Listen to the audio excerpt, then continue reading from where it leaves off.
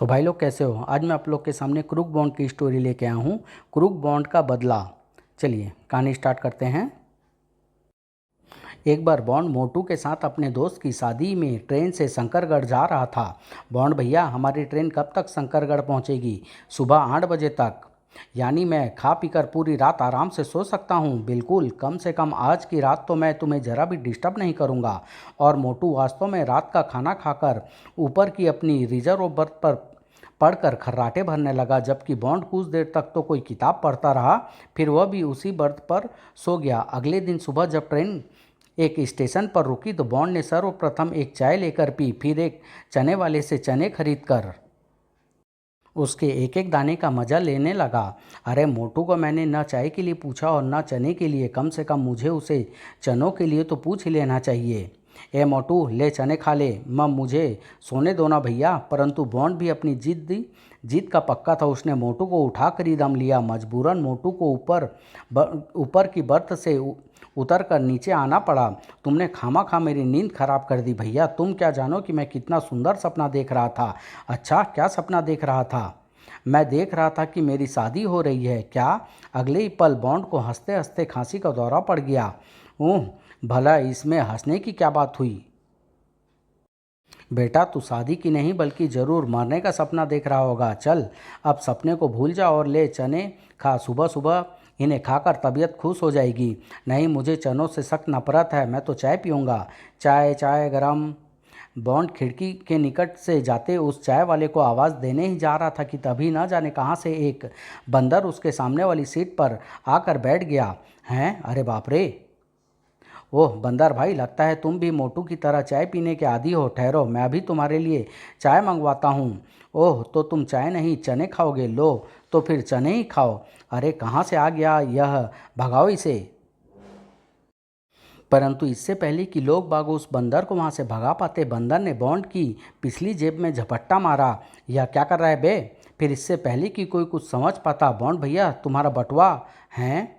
अरे उस शरारती बंदर को पकड़ो, वह मेरा बटुआ लेकर भाग रहा है। बॉन्ड के साथ साथ कुछ अन्य यात्री भी बंदर के पीछे लपके। अरे पकड़ो पकड़ो पकड़ो! बंदर ट्रेन से निकलकर एक तरफ भागा। अन्य यात्री तो ट्रेन के द्वार पर ही रुक गए, परंतु बॉन्ड ट्रेन से उतर कर उसके पीछे दौड़ पड़ा।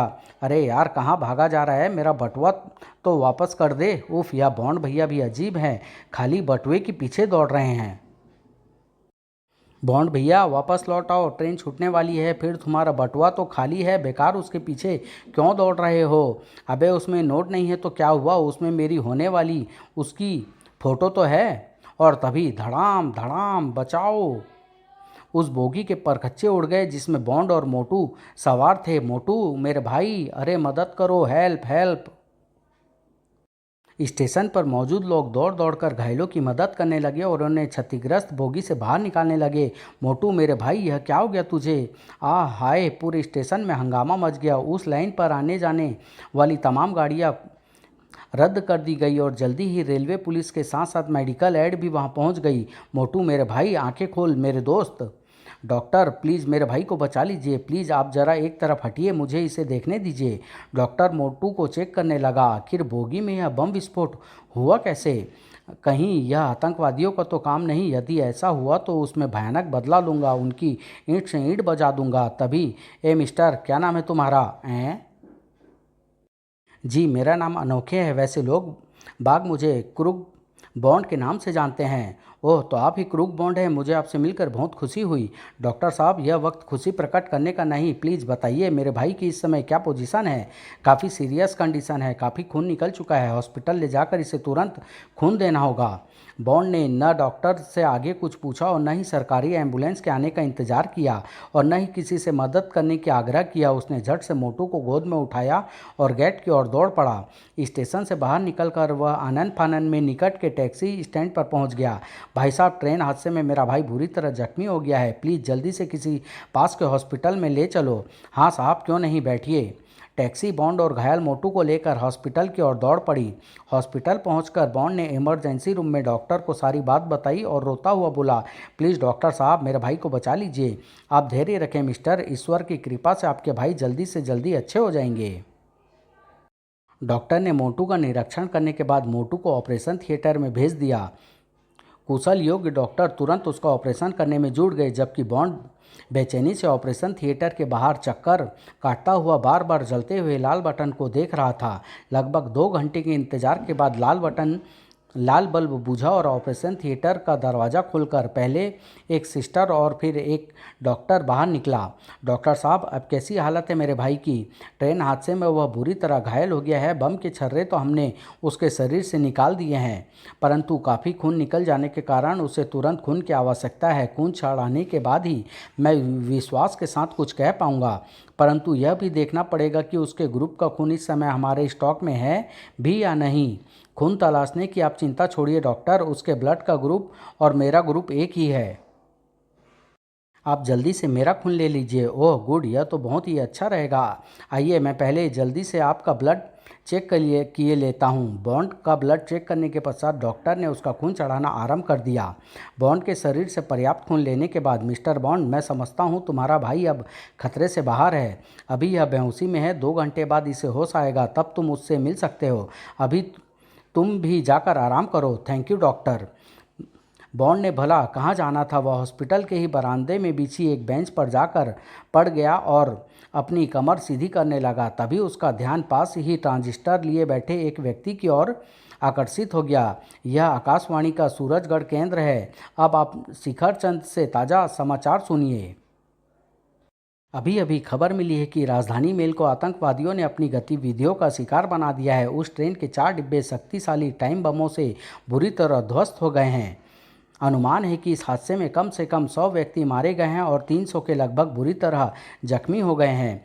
सरकारी सूत्रों के अनुसार घायलों को उपचार के लिए तुरंत ही आसपास के अस्पतालों में पहुंचा दिया गया है और डॉक्टर बड़ी लगन और मुस्तैदी के साथ उनका उपचार कर रहे हैं। अगर यह कार्यवाही आतंकवादियों की है तो इस बार उन्हें उनकी यह गतिविधि काफ़ी महंगी पड़ेगी। 2 घंटे बाद, सिस्टर, अब मेरा भाई मोटू कैसा है?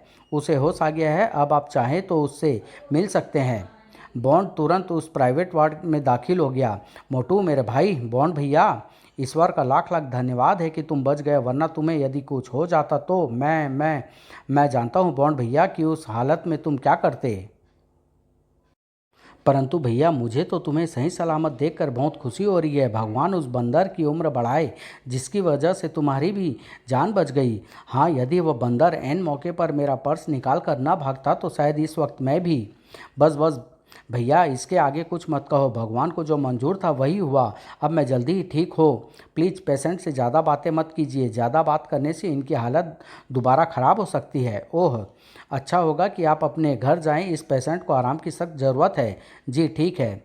अच्छा मोटू, मैं चलता हूँ, शाम को फिर आऊँगा। तुम किसी बात की कोई चिंता मत करना। तुम्हारे रहते मुझे भला किस बात की चिंता हो सकती है भैया, तुम निश्चिंत होकर जाओ। बॉन्ड हॉस्पिटल से बाहर निकल आया। अब मैं 2-3 घंटे कहाँ व्यतीत करूँ? चलते चलते वह पास के एक बाग के निकट पहुँच गया। किसी होटल चलता हूँ? नहीं नहीं, यह समय इस पार्क में व्यतीत करता हूँ। ओह नहीं, पहले मैं किसी होटल में ही चलता हूँ, वहाँ से नहा धोकर फ्रेश होकर फिर यहाँ आऊँगा। बॉन्ड ने पास ही के एक होटल में एक कमरा लिया और वहाँ नहाने धोने के पश्चात कुछ खा पी कर उसी पार्क में पहुंच गया। समझ में नहीं आता कि आतंकवादी इस तरह तोड़ फोड़ मार काट करके क्या चाहते हैं। ये लोग कौन है? इनका मुखिया कौन है और इनका मुख्य अड्डा कहाँ है? अरे, कहीं इनका अड्डा इसी शहर में तो नहीं हो सकता है। मेरी यह सोच सही हो, क्योंकि ट्रेन में बम इसी शहर के स्टेशन पर फटा था। चने, गर्म गर्म चने। बॉन्ड को चने बहुत प्रिय थे। उसने चने वाले से चने खरीदे और उन्हें एक एक कर खाता हुआ फिर आतंकवादियों के विषय में सोचने लगा। ये आतंकवादी तभी, अरे यह तो वही पर्स चोर बंदर है और मेरा पर्स अब भी इसके हाथ में है। अरे अरे भाई, राम राम, तुम्हारा लाख लाख धन्यवाद जो तुमने मेरा पर्स उड़ाकर मेरी जान बचा ली। लो भाई, अब तुम प्यार से इनाम में यह चने खाओ और मेरा पर्स मुझे वापस कर दो। यह क्या पर्स वापस नहीं करेगा? तभी बंदर उछल कर एक तरफ भाग खड़ा हुआ। अबे भाग कर कहाँ जाएगा? मैं भी बिना अपना पर्स लिए तेरा पीछा नहीं छोड़ने वाला।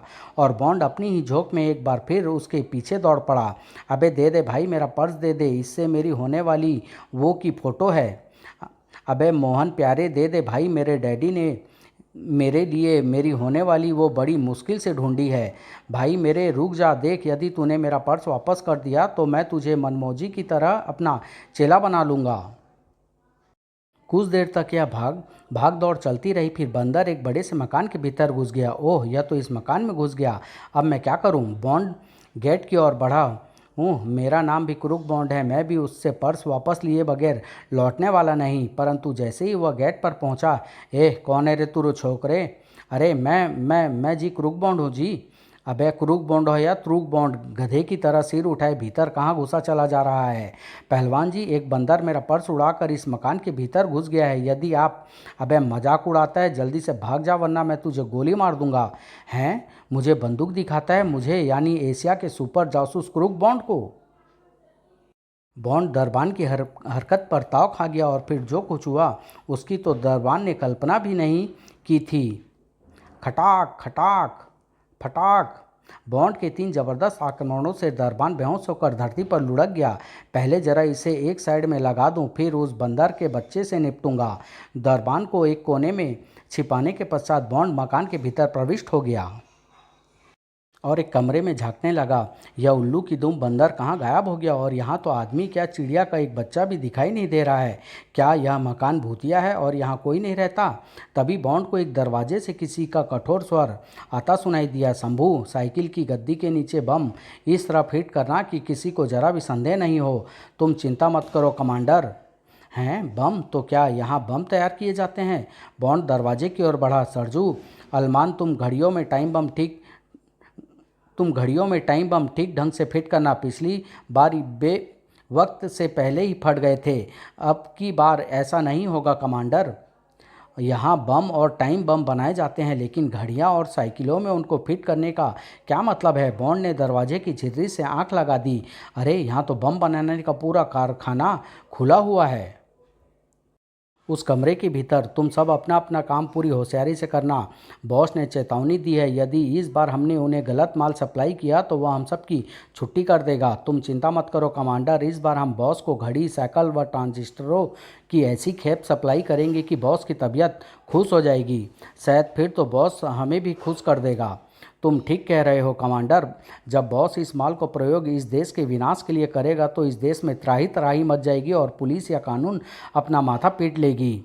ओह, यह सब तो आतंकवादी लगते हैं। यहाँ यह इनका एक छोटा अड्डा है जहाँ से ये लोग ट्रांजिस्टरों, घड़ियों और साइकिलों में बारूद व टाइम बम आदि फिट करके सार्वजनिक स्थान पर विस्फोट करके आतंक फैलाते हैं। ठीक उसी तरह जिस तरह इन आतंकवादियों ने ट्रेन को उड़ाने की कोशिश की थी। मुझे देर ना करके तुरंत पुलिस से संपर्क करना चाहिए। इनका पकड़ा जाना बहुत ज़रूरी है। तभी एक बंदूक की नाल उसकी गर्दन से आ छिपकी। खबरदार, जो जरा भी गलत हरकत करने की कोशिश की तो ओह, फंस गया। चलो, दरवाज़ा खोलकर भीतर चलो। मजबूरी थी, बॉन्ड ने उसकी आज्ञा का पालन किया। अरे हैं, शायद पुलिस। कालिया, कौन है यह लंगूर? पता नहीं कमांडर, लेकिन यह दरवाजे से कान सटाए खड़ा था। शायद बातें सुनने की कोशिश कर रहा था। जरूर यह पुलिस का कोई कुत्ता होगा, परंतु दरबान के होते हुए यह भीतर कैसे घुस आया? दरबान को बेहोश करके कमांडर। उसी को बेहोश देखकर तो मैं सतर्क हुआ हूँ। फिर तो इसे जिंदा रखना खतरनाक है। इसे तुरंत खत्म कर दो। अरे बाप रे, अब क्या करूँ? परंतु इससे पहले कि बंदूकधारी बॉन्ड पर गोली चलाता, पीछे से एक डंडा उसके सिर पर पड़ा। तड़ाक! आह! और वह बंदूकधारी कालिया बेहोश होकर वहीं लुढ़क गया। हैं बंदर? अरे वाह मेरे प्यारे चले, तू बढ़िया बड़े मौके पर आया। लगता है यह इसी पुलिस वाले का बंदर है। खत्म कर दो दोनों को। परंतु अब भला बॉन्ड उन्हें कहाँ मौका देने वाला था। उसने गजब की फुर्ती के साथ बेहोश व्यक्ति की बंदूक उठाई और धाएं धाएं धाएं। कमांडर ने अपने आप को बचाते हुए अपनी जेब से रिवॉल्वर निकाला, परंतु बॉन्ड की तेज निगाहों ने उसे रिवॉल्वर चलाने का मौका नहीं दिया। धाएं! आह! बेटे चमगादड़, यदि अब तुम और तुम्हारे आदमी अपनी जान सही सलामत अपने शरीरों में रहने देना चाहते हो तो तुम सब चुपचाप हाथ ऊपर उठा लो। हमें मरना मारना मत, तुम जो कहोगे हम वही करेंगे। और सब ने चुपचाप अपने हाथ ऊपर उठा लिए। प्यारे चले, यदि तुम मेरी भाषा समझ रहे हो तो ज़रा इन सबको फर्श सूंघा दो। बंदर ने जैसे ही उनके कहने का मतलब समझ लिया था, वह तुरंत डंडा संभाल कर उन लोगों की ओर बढ़ा और उन सबको डंडा मार मार कर बेहोश कर दिया। वाह प्यारे चले, तुमने तो वास्तव में कमाल कर दिया। चलो अब चलकर पुलिस को फ़ोन करें। क्या मतलब? तुम यह कहना चाहते हो कि तुम्हें फ़ोन के बारे में मालूम है? अब तो प्यारे देर क्यों कर रहे हो? मुझे जल्दी से वहाँ ले चलो। बंदर उसे एक कमरे में ले गया जहां फ़ोन रखा था। बॉन्ड ने टेलीफोन डायरेक्टरी देखकर स्थानीय पुलिस स्टेशन का नंबर मिलाया। हेलो पुलिस स्टेशन, मैं क्रूक बॉन्ड बोल रहा हूं। पुलिस को अपने बारे में सारी बात बताने के पश्चात उन्हें फ़ौरन वहां पहुंचने के लिए कहा। लगभग 10 मिनट बाद ही पुलिस उस पते पर पहुंच गई और तमाम लोगों को गिरफ्तार करने के साथ साथ उसने वहां मौजूद सारा सामान भी अपने कब्जे में ले लिया। हम आपके बहुत आभारी हैं मिस्टर क्रूक बॉन्ड, जो आपने इतने बड़े आतंकवादियों को पकड़वाने में हमारी मदद की। इसे आप आतंकवादियों को पूरा दल मत समझिए इंस्पेक्टर साहब, अभी तो इनके दल का असली कर्ता धर्ता और मुख्य ठिकाने के बारे में जानना बाकी है और यह सब बातें आपको इन्हीं लोगों से मालूम हो सकती है। ओह, आप किसी बात की चिंता मत कीजिए। अब देखिए मैं कैसे इनसे सब कुछ उगलवाता हूँ। डंडे के आगे तो अच्छे अच्छे भूत ठीक हो जाते हैं, फिर ये पिद्दी क्या चीज़ है। ठीक है, तो फिर मैं कल सुबह ही आपसे इस पुलिस स्टेशन आकर मिलूँगा। फिर बॉन्ड बंदर के साथ उस मकान से बाहर निकल आया और पुलिस तमाम लोगों को उनके कमांडर के साथ लेकर पुलिस स्टेशन रवाना हो गई। चलो चले राम, अब हम हॉस्पिटल चलते हैं, वहाँ मोटू से मिलने के बाद होटल चलेंगे। ठीक है भाई, तू मेरा चेला नहीं गुरु है, लेकिन यह तुम बार बार अपने भद्दे दांत निकाल कर मुझे डराया मत करो। उसके बाद बॉन्ड एक टैक्सी पकड़कर सीधा हॉस्पिटल पहुंचा। मोटू को सारी बात बता दी। मोटू, यदि आज ऐन मौके पर अपना यह पर्स, चोर पट्टा फिर डंडा लेकर नहीं पहुंच जाता तो अपना बोलो सियाराम हो जाता। बॉन्ड भैया, मुझे तो ये आतंकवादी बहुत ही खतरनाक प्रतीत होते हैं, इनसे सावधान रहना। अब ये तुमसे बदला लेने की कोशिश करेंगे। जब वे सैकड़ों लोगों की एक साथ जान लेने में नहीं हिचकिचाते तो भला तुम्हारी जान को उनके सामने क्या कीमत है। तुम चिंता मत करो प्यारे मोटू, मैं कोई रसगुल्ला नहीं हूँ जो वे मुझे पटाख से गड़प कर जाएंगे। और रही बदले की बात, अब बदला वे नहीं बल्कि मैं लूँगा, और वो भी बहुत भयानक। फिर कुछ देर और मोटू के पास बिताने के बाद बॉन्ड बंदर के साथ पैदल ही अपने होटल की ओर चल दिया। वैसे भी होटल वहाँ से ज़्यादा दूर नहीं थी। चलो गुरु, आज मैं तुम्हें होटल में ऐसी शानदार दावत दूंगा कि तुम जिंदगी भर याद करोगे। होटल पहुंचकर बॉन्ड ने अपने और बंदर के लिए कमरे में ही खाना मंगवा लिया। अपना प्रिय आहार सामने देखकर बंदर फौरन खाने में जुट गया। यह भी मनमौजी से कुछ कम चमत्कारी और बुद्धिमान नहीं है। इस शहर में यह मेरे काफ़ी काम का साथी सिद्ध होगा। तभी बॉन्ड के दिमाग में अपना पर्स का ख्याल आया। यार गुरु, अब तो मेरा पर्स मुझे वापस कर दो। बॉन्ड का इतना कहना था कि बंदर ने एक बार उसे घूर कर देखा, फिर उसे अपने दांत दिखाकर खिड़की के रास्ते कमरे से बाहर निकल गया। अबे अबे गुरु, यह तुम अचानक रूठ कर कहाँ चल दिए? चला गया। खैर, मुझे विश्वास है उससे फिर मुलाकात होगी। अगले दिन बॉन्ड पुलिस स्टेशन पहुंचा। उन आतंकवादियों ने कुछ उगला इंस्पेक्टर साहब। अफसोस, कल रात उन सभी ने होश में आने के बाद हवालात में आत्महत्या कर ली। क्या? उधर उसी शहर की एक इमारत के भीतर बॉस, हमारे सभी आदमियों ने हवालात में आत्महत्या कर ली है। ओह, फिर कुछ देर की खामोशी के बाद चलो, यह भी अच्छा हुआ, वरना हमें ही उन्हें कोई उपाय करके ख़त्म करने का कष्ट उठाना पड़ता। अच्छा रॉकी, तुम यह बताओ कि उस जासूस छोकरे का क्या हुआ जिसकी वजह से हमारा सबसे विश्वसनीय साथी कमांडर और दूसरे आदमी पकड़े गए और उन्हें बाद में आत्महत्या करनी पड़ी। मैंने उसकी निगरानी पर अपने आदमी रख छोड़े हैं बॉस। उन्हें जैसे ही मौका मिलेगा वे उसे यहाँ पकड़ लेंगे। यही मैं चाहता हूँ। एक बार वह हरामजादा मेरे सामने आ जाए, फिर मैं उससे ऐसा भयानक बदला लूँगा कि उसकी सात पुश्तें भी दोबारा जन्म लेकर मुझसे टकराने का साहस नहीं करेगी। उधर बॉन्ड जैसे ही पुलिस स्टेशन से बाहर निकला, कुछ दूर चला, एक कार बड़ी तेज़ी से उसके पास आकर रुकी। कार के रुकते ही उसका पिछला दरवाज़ा बड़ी तेज़ी से खुला और इससे पहले कि बॉन्ड कुछ सोच समझ पाता, कार से निकले कई हाथों ने उसे भीतर खींच लिया। अरे यह क्या कर रहे हो? दूसरे ही पल कार का दरवाज़ा बंद हुआ और कार तूफानी गति से एक तरफ दौड़ पड़ी। अरे कौन हो तुम लोग और मुझे कहाँ लिए जा रहे हो? चुप बैठे रहो वरना जुबान खींच ली जाएगी। वह करामाती बंदर जिसने कि बॉन्ड का पर्स उड़ाया था, अपहरण की यह घटना अपनी आंखों से देख चुका था और अब वह उस कार का पीछा कर रहा था जिससे बॉन्ड समेत सभी अनभिज्ञ थे। कुछ देर बाद वह कार शहर के ही एक हिस्से में स्थित उस इमारत के कंपाउंड में जाकर रुकी जिसमें आतंकवादियों का मुख्य अड्डा था। शीघ्र ही उन लोगों ने बॉन्ड को अपने बॉस के सामने पेश किया। बॉस, यही है वह जासूस छोकरा जिसकी वजह से हमारे बहादुर व विश्वसनीय आदमियों को आत्महत्या करनी पड़ी। चिंता मत करो, अब मैं इससे उन सब की मौत का बदला लूँगा। तभी बॉन्ड बॉस को कुछ देर घूरते रहने के पश्चात उसे पहचान कर चौंक उठा। हैं, तुम Rahmat Khan, secret agent of झूठिस्तान सीक्रेट सर्विस? ओह, तो तुमने मुझे मेकअप के बावजूद पहचान लिया। पहचानूंगा कैसे नहीं प्यारे, तुम्हें मैंने तुम्हारे देश में तुम्हारे ही जूते से जो पीटा था। ओ यू, गुस्सा मत खाओ मिस्टर रहमत, और यह बताने का कष्ट करो कि तुम हमारे देश में कैसे दिखाई दे रहे हो और यहाँ क्या कर रहे हो। बॉन्ड की बात सुनकर रहमत खान ने पहले एक भयानक अट्टहास लगाया, फिर व्यंग भरे स्वर में बोला, मैं तुम्हारे देश में आतंक मौत और तबाही का वर्षा करने आया हूँ लड़के। इस बार मैं तुम्हारे देश में ऐसी तबाही मचाऊंगा कि तुम्हारे देश का सिंहासन डोल उठेगा। लोग यहाँ की सरकार के विरुद्ध बगावत कर बैठेंगे। कहीं तुम हमारे देश में आतंक फैला रहे आतंकवादियों के सरगने तो नहीं?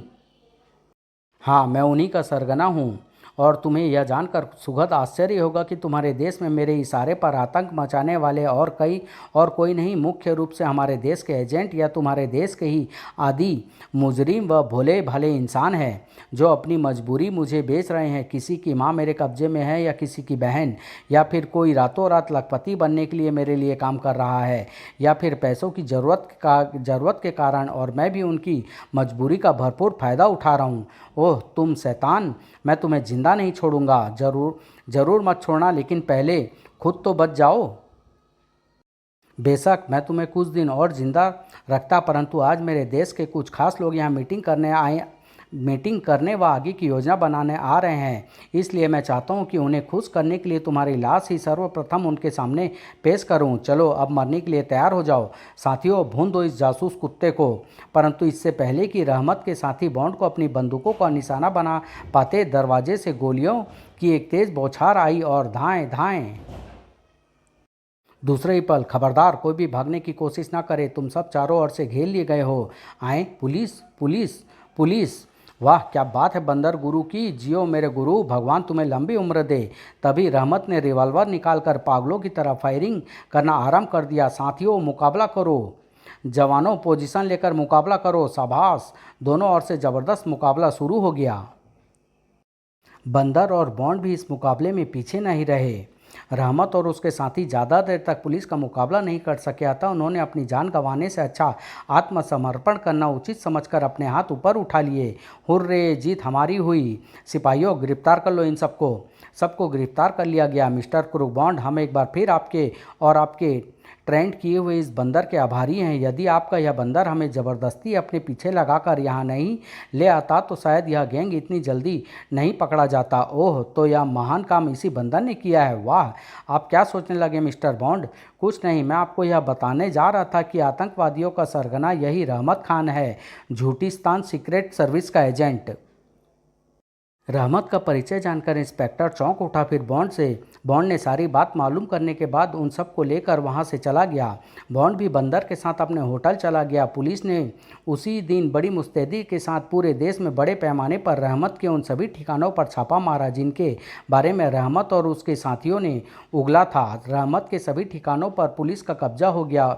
उसकी कैद में मौजूद सभी स्त्री पुरुषों को आज़ाद करा लिया गया और उसके तमाम आदमियों को गिरफ्तार कर लिया गया। अगले दिन के तमाम समाचार पत्र एक बार फिर बॉन्ड की भूरी भूरी प्रशंसा से भरे पड़े थे। एक सप्ताह पश्चात मोटू को भी हॉस्पिटल से छुट्टी मिल गई।